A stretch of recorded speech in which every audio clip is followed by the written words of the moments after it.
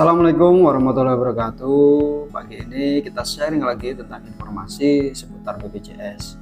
Nah, untuk kali ini kita membahas tentang rujukan. Untuk sebagian orang mungkin hal seperti ini sudah memahami, sudah biasa. Tapi untuk sebagian yang lain, bahkan mungkin itu sebagian besar masyarakat di pedesaan tidak memahami alur ini. Kadang-kadang sampai ada pertanyaan, Pak, kalau rujukannya serumit itu, sepanjang itu nanti pasiennya keburu ada apa-apa, keburu mati bahasanya kasarnya kan gitu. Nah ini yang perlu kita jelaskan. Jadi di dalam penanganan pasien itu ada dua kondisi.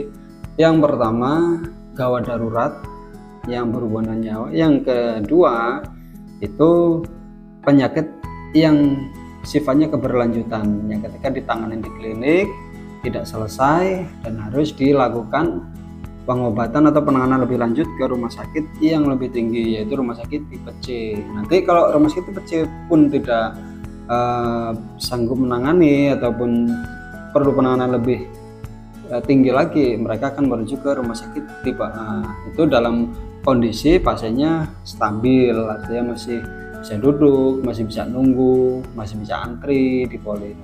Tidak halnya kalau dia situasinya lemah, itu mungkin memerlukan perawatan rawat inap. Yang pertama kita bahas rujukan ke poli, yaitu di rumah sakit ada poli. Poli itu ruangan ya, tempat ini ada poli penyakit dalam, ada anak, ada saraf, ada bedah, ada poli THT, ada bedah mulut dan gigi, dan yang lain-lain, masih banyak lagi. Nah, bagaimana alurnya? Ketika pasien datang ke klinik, sudah diobatin beberapa kali dan tidak sembuh, dan memang sudah ada indikasi untuk dirujuk ke rumah sakit, mereka nanti akan diarahkan oleh dokternya sesuai dengan penyakitnya. Kalau dia anaknya ke anak, kalau kulit ya ke kulit, kalau saraf ke saraf. Artinya itu nanti dibuatkan surat, didaftarkan, dan nanti pasiennya sendiri pun mendaftarkan secara online, karena sekarang aksesnya mudah, ada JKN Mobile, ada, kalau memang nggak telaten online bisa datang sendiri ke sana ngambil nomor antrian. Nah, itu jadi kalau di Ramiragom rumah sakit mitra kami ada seputaran Lampung, ada juga seputaran luar Lampung, tapi masih satu rayon, masih rayonisasi, dia masih lingkupnya itu dekat dengan klinik Ramiragom. Nah, contoh kalau di seputar di luar Lampung itu ada rumah sakit RSUD Martapura, ada di Batu Raja, ada di Antonio, ada di DKT. Nah, kalau di seputaran Lampung kita juga bermitra dengan Zapa, Pagar Alam, dengan Rumah Sakit Kamino, dengan Rumah Sakit Handayani di Kota Bumi, Rumah Sakit Hukum Jaya, di Bandar Rumah Sakit Mitra Mulia Usada, Rumah Sakit Harapan Bunda. Yang agak lebih jauh lagi, kita bisa ngasih rujukan sebatas di rumah sakit tipe C. Contoh, kayak di Bandar Lampung ada Rumah Sakit Bumi Waras, ada Rumah Sakit Geraha Usada. Kalau dia Abdul Muluk itu sudah tipe A.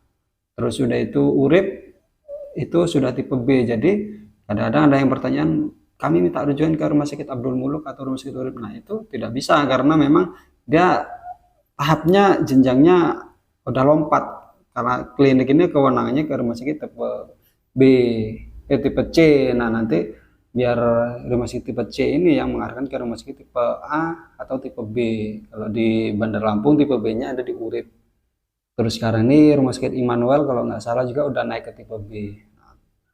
Terus yang kondisi kedua yaitu kegawat daruratan, ketika pasien dalam kondisi gawat darurat, atau dia kecelakaan, atau dia sesak napas di perjalanan, atau dia sakit yang sifatnya memang mengancam nyawa dan mengkhawatirkan, itu di mana tempatnya?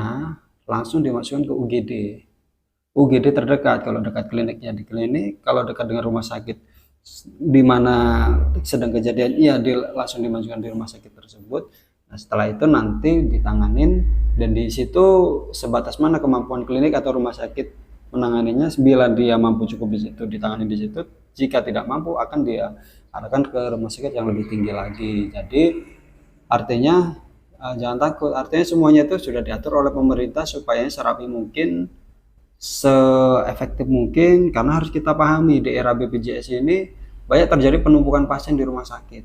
Nah, Jadi jarang sekarang rumah sakit yang nggak penuh, mayoritas rumah sakit sekarang full semua. Jadi diatur sebagaimana caranya supaya semua tetap rapi. Semua itu demi kebaikan kita semua. Mungkin karena informasi yang belum sampai ke kita, jadi kita menganggap kok rumit sekali. Cuma sebenarnya kalau kita menjalaninya sabar, mencari informasinya dengan tepat, ya insya Allah semuanya aman, semuanya mudah sebenarnya.